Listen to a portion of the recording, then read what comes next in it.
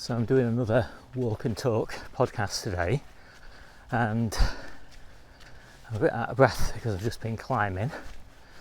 I'm just on this kind of wild looking path where you think there's no real civilization, and funnily enough this is actually the kind of entrance to some of the really lovely ornamental park space that used to be associated with, it's a bit slippery, with Rivington Hall.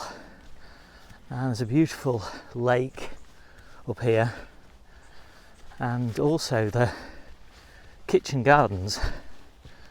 And as I'm walking, it just brought to mind that not everything in gardening is good. So I've done a few episodes talking about all the positive things, it's really muddy, associated with gardening. So now we're going to touch on some of the dark side. So the first dark topic that we're going to talk about in this podcast episode is that gardening can sometimes be a bit demoralising.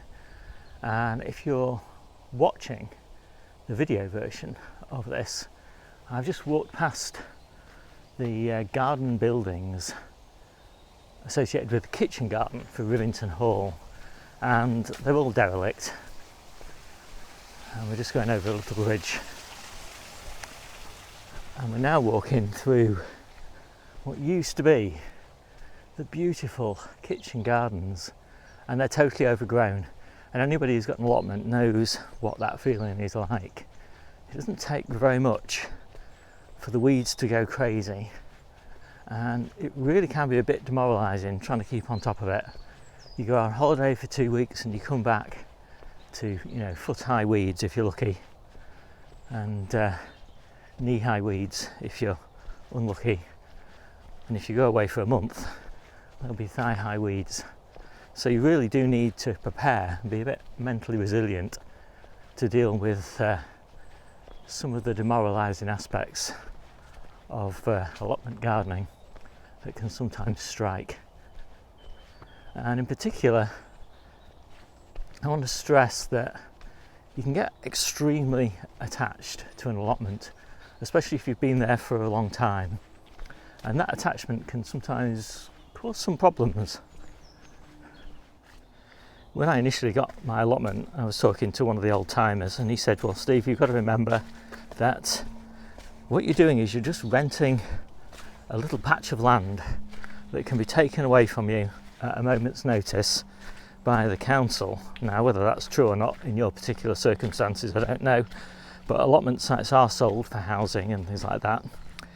And as a result, he just always framed everything in that way. Don't get too attached to this. Don't make it too central a part of your life. Don't get obsessed. Don't let it take over at the expense of other things. And so I've always tried to have quite a broad range of hobbies, quite a diversity of different hobbies. Not just in case I lose the allotment, but in case I had an injury or an illness or something like that meant that I couldn't work the allotment and had to give it up. I want to have a range of hobbies, some indoor, some outdoor, some sort of creative, some intellectual, just a broad range.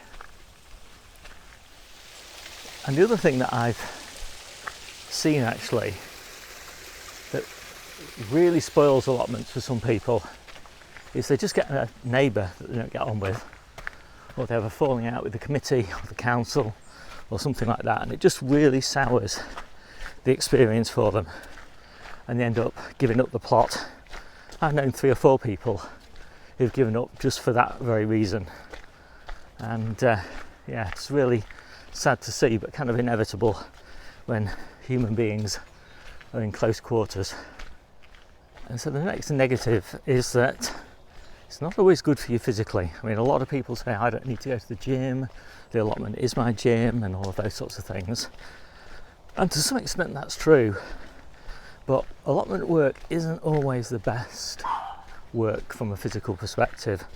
There's a lot of kneeling, a lot of squatting, a lot of bending over, a lot of pulling, a lot of repetitive motions as well that can all lead to injury. And so you need to bear that in mind. And I've had my unfair share of injuries associated with allotment gardening, so I do know that that's true. And I've also observed that a lot of the older guys who have been gardening for a long period of time are not actually that healthy. They've got a lot of back problems, a lot of knee problems, and that's not always associated with gardening. Sometimes that's just, they did a lot of running in their youth or something like that. But it's definitely something to bear in mind. So I like to mix it up. I like to do some high intensity strength work in the gym. I like to hike. I like to cycle. I like to swim. And I also like quite a few sedentary and intellectual hobbies, so that I've got plenty to do when it's raining. Now, although you can save a lot of money by gardening, especially if you've got access to a lot of recycled materials and horse manure for free and things like that, but it can also be pretty expensive.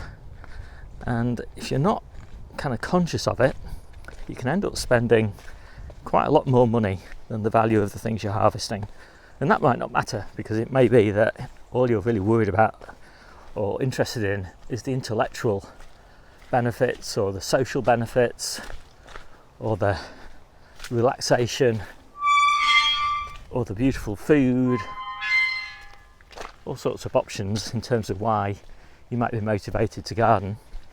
But a lot of people are motivated by saving money, and you do need to be pretty focused and efficient if you want to make decent savings from growing your own food.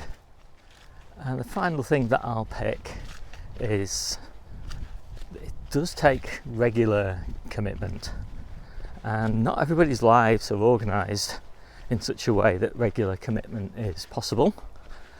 And quite often it means that you end up using all of the nice sunny days down on the allotment, and perhaps not with your family or out on the hills, in the hills like I am today. And that's just a balancing act, really. I mean, it might be that is the best use of your time, but it might not be. I certainly remember having to go down to the allotment to close up the polytunnel one night on my girl's birthday, and they weren't well pleased about that. So although I do think that growing your own food is one of the very best things you can do in life, and having an allotment is an amazing way to do it,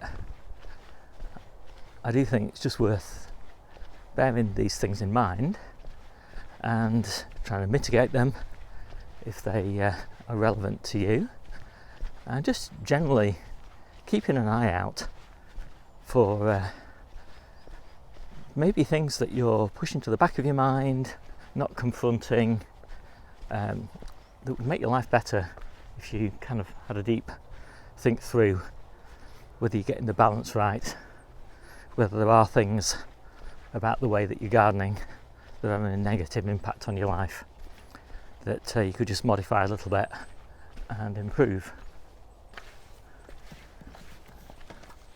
So if this is the first of my podcasts that you listen to, I do encourage you to listen to some of the earlier ones where I go through lots of the positive benefits of gardening and growing your own food.